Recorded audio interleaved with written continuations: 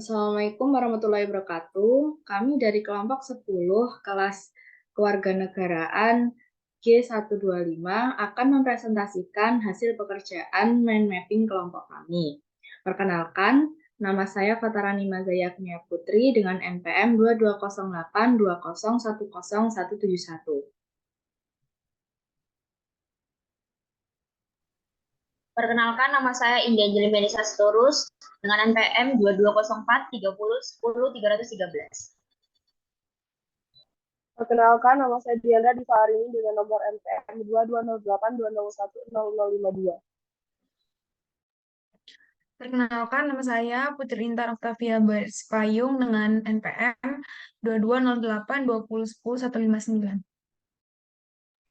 Perkenalkan, nama saya Liliani Perwitasari dengan NPM 22082010168.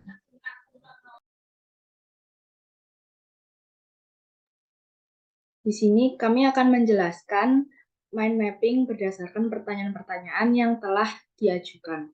Yang pertama, mengapa banyak oknum aparatur negara yang belum baik dan terpuji?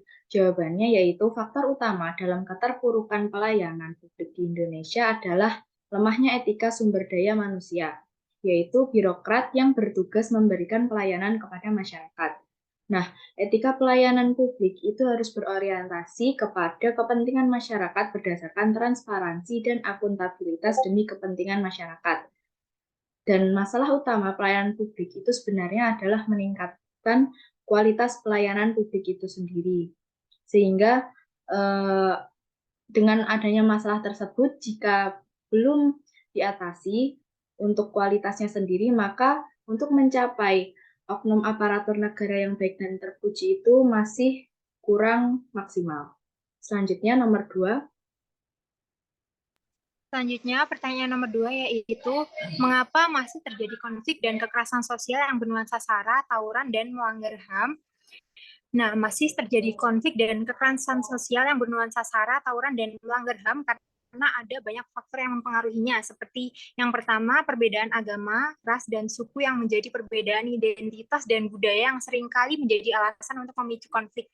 Dan yang kedua, ketidakadilan sosial dan ekonomi yang dapat menimbulkan ketegangan antara kelompok dan individu, terutama ketika ada kelompok yang merasa terpinggirkan atau tidak diakui.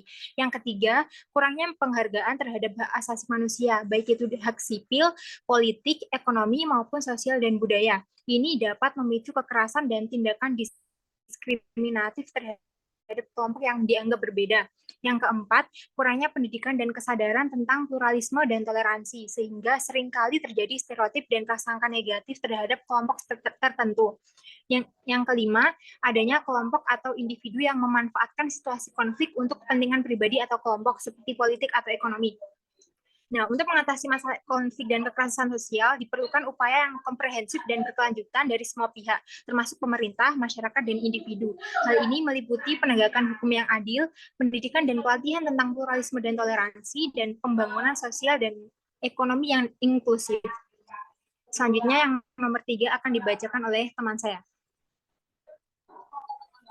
Saya akan lanjutkan pertanyaan nomor 3, yaitu mengapa setelah Indonesia merdeka masih terjadi kasus ketidakadilan sosial dan hukum yang belum diselesaikan secara tuntas. Penjelasan singkatnya, ketidakadilan sosial dan hukum merupakan pelanggaran terhadap nilai luhur, sila kedua dan kelima Pancasila. Kedua hal ini menjadi penghambat bagi bangsa Indonesia untuk membangun peradaban yang maju dan membentuk masyarakat madani. Bahkan dapat dikatakan keduanya dapat dengan cepat berkembang menjadi konflik sosial. Dan adapun 5 alasannya. 1, pengelolaan kekayaan negara kurang optimal. Yang kedua, tingginya kasus korupsi. Ketiga, masyarakat belum memiliki pemahaman yang tinggi dan merata akan hukum. Yang keempat, penegakan hukum masih pandang bulu. Dan yang terakhir, tingkat pendidikan masyarakat masih rendah. Selanjutnya nomor 4, mengapa penegakan hukum di Indonesia dianggap lemah sehingga muncul sebutan bagaikan pisau yang tajam ke bawah tetapi tumpul ke atas? Ada 3 faktor. Yang pertama, yaitu karena rendahnya moralitas masyarakat Indonesia. Mereka lebih mementingkan diri sendiri, bahkan mereka melakukan apa saja demi kebahagiaannya sendiri yang dapat merugikan orang lain. Yang kedua, hukum yang berlaku di Indonesia seperti ada pembeda kelas antara kelas bawah, menengah, dan kelas atas. Dan yang ketiga adalah masyarakat Indonesia sendiri yang menjadi objek hukum, di mana mereka mudah dimanfaatkan oleh para penguasa negara dan juga mereka belum punya kesadaran akan pentingnya hukum.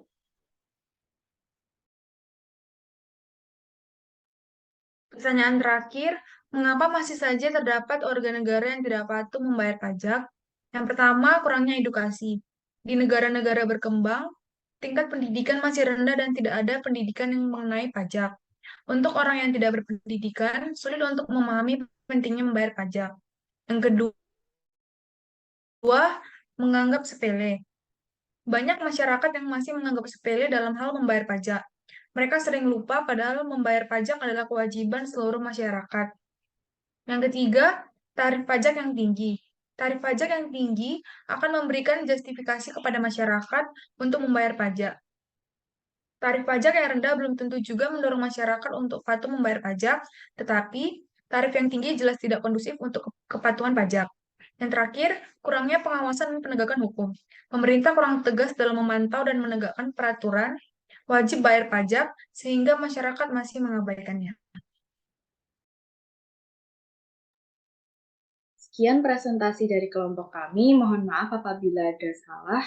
Wassalamualaikum warahmatullahi wabarakatuh.